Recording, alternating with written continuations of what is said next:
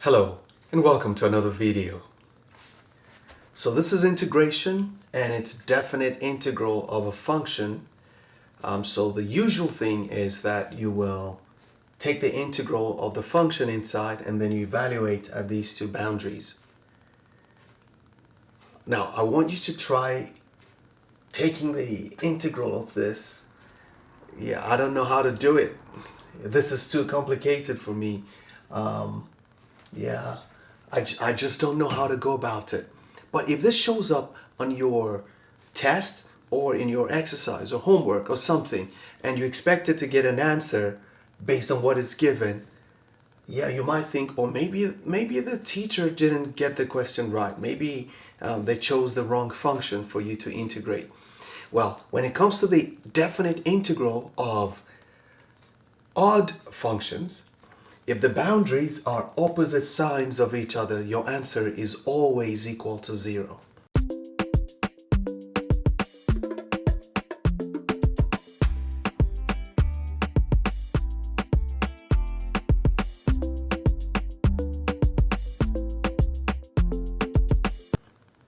Okay, so your teacher or your professor did not expect you to do any integration, but they wanted you to establish two things: that the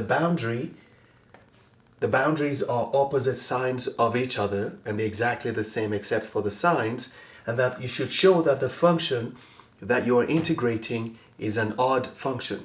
Because if you have that, then you're fine. Let me show you what it's not a theorem, it's just an observation that you've seen which you can make into a theorem. This is what it says: that if f of x is an odd function,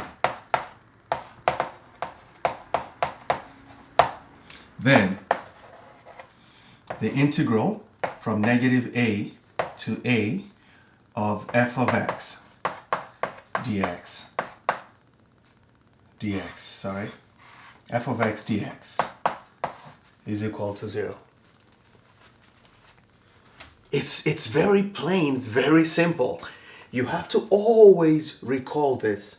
The most important thing is f of x has to be an odd function.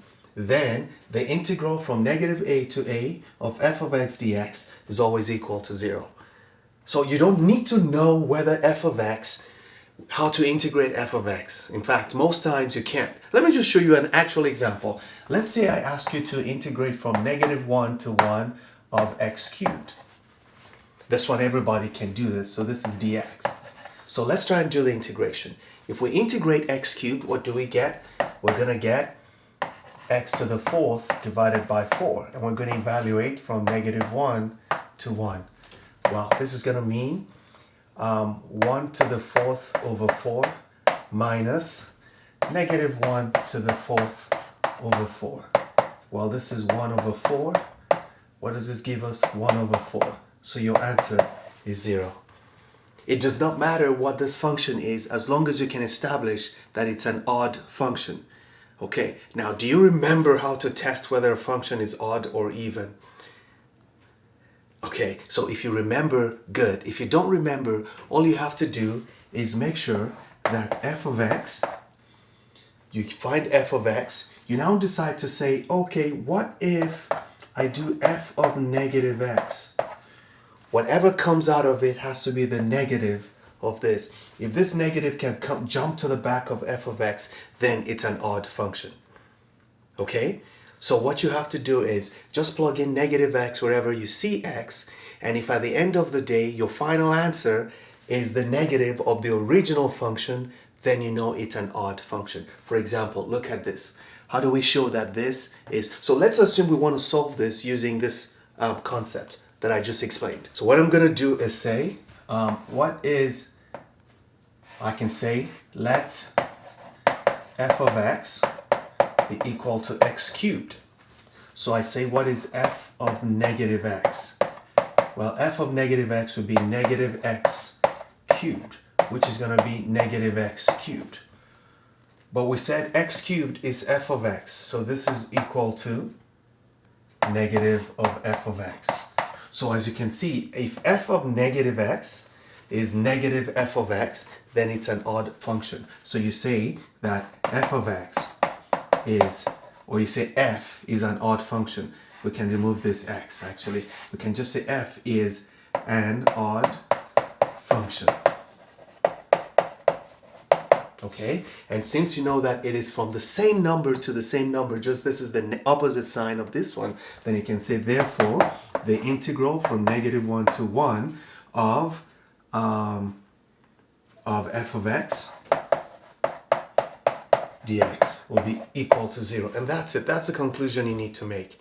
The only test you need to do, apart from the obvious, which is always obvious, so apart from this, the only test you need to do is test whether this is an odd function or an even function. If it's an odd function, which is defined as this, f of -x equals negative f of x, then you know your answer is going to be 0. So don't bother trying to do the integration as long as it's a definite integral. So remember, it has to be a definite integral, it has to be an odd function that you're dealing with, and the interval has to be opposite sign of each other. Okay, so sometimes the interval is written like this, from -1 to 1. Okay, so it could be written like this, it could be written as this, it doesn't matter. Whether it's Riemann sum, whatever it is, as long as it's an odd function, your answer is going to end up being 0. So in answering this question, if you don't know this rule, your first move will be, oh, I'm going to try to find a way to integrate this. I don't know how to integrate this. Okay, if you know how to integrate it, please leave it in the comment section. Okay, but I don't know how to integrate this because the question is not meant to be integrated. It is meant to be evaluated using this theorem. Okay, I just called it a theorem, but I know this is a fact. Okay, because so I'm going to test whether this is an odd function. That's all I'm looking for. So I'm going to say let f of x be equal to x to the 4th sine x over 1 plus x to the 8th dx. Now I'm going to say, what is f of -x? I'm going to plug in -x everywhere I see x. So this is going to be -x to the 4th sine -x divided by 1 plus -x raised to power 8. Well, what does that give me? This tells me that this is going to be just x to the 4th. Okay, what is sine -x? Oh, it is negative sine x. Okay, over 1, and this is going to be plus x to the 8th. So this negative, oh, but you have to know that sine is an odd function itself, because sine of -x is negative sine x. So we can move this negative out here so that f of -x is equal to negative x to the 4th sine x over 1 plus x to the 8th x.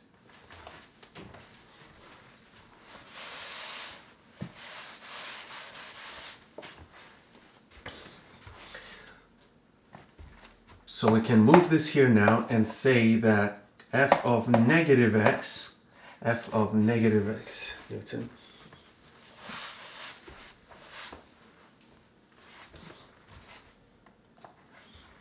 so we can move this here now and say f of -x is equal to, we take this negative, put it down here, so that's negative x to the 4th sine x divided by 1 plus x to the 8th. As you can see, this is exactly this, just with a negative sign.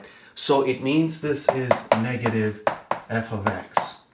So we have established that this function is an odd function, and by this rule that we have said, and because we're going from the same number to the same number, just opposite signs, from negative pi over 2 to pi over 2, we know that we can say, therefore, the integral from negative pi over 2 to pi over 2 of f of x, which will be x to the 4th sine x over 1 plus x to the 8th is equal to 0.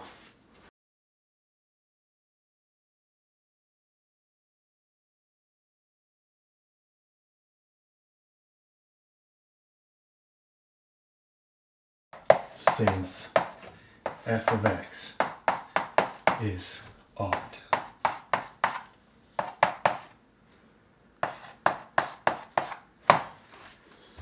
Okay.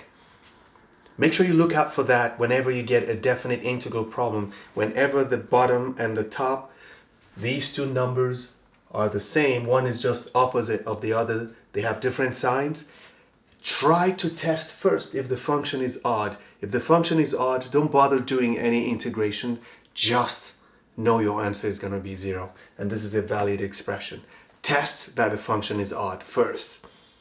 And I'll see you in the next video. Don't stop learning. Those who stop learning have stopped living. Bye-bye.